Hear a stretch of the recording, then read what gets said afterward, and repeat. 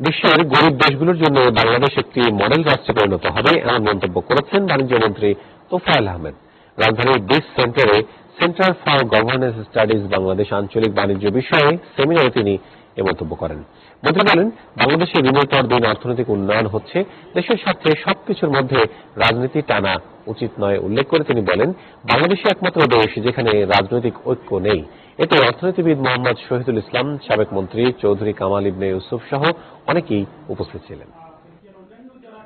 Bangladesh is moving toward the positive economic development. Consider the base of our economy in 1972. In our GDP, the contribution of agriculture was 78%. Now that came down to 15%. Job production is huge. We are 75 million people. We have shortage of food. There are 160 million people who became surplus of food. প্রস্তাবিত নতুন আয়কর আইনটি সাধারণ মানুষের মাঝে ভীতি তৈরি করেছে, তাই এই আইনের অস্পষ্ট দিকগুলো স্পষ্ট করার উদ্যোগ নিতে এনবিআরকে পরামর্শ